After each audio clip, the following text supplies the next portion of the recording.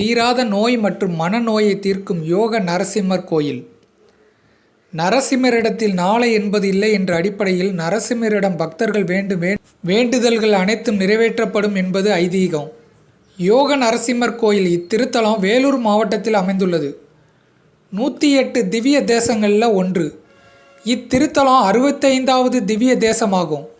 இக்கோயில் கிட்டத்தட்ட 2000 வருடம் பழமையானதாகும்.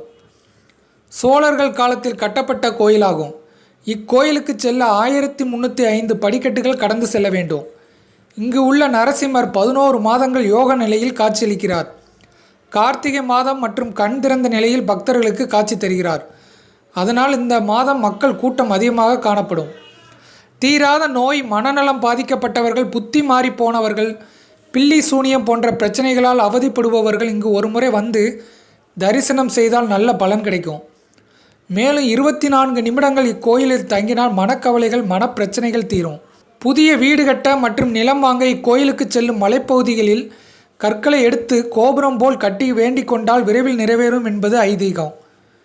இங்குள்ள குளத்தில் நீராடினால் பிரம்மஹத்தி தோஷம் நீங்கும். மேலும் கற்கண்டு, வெல்லம், வாழைப்பழம், தயிர் சாதம் போன்றவற்றை பிரசாதமாக தருவதால் சகல ஐஸ்வர்யங்களையும் நரசிம்மர் வழங்குவார். இத்திருத்தலத்தில் உள்ள படிகளை கடந்து வந்து தரிசனம் செய்தாலே பலன்கள் நிச்சயம் கிடைக்கும் என்பார்கள்.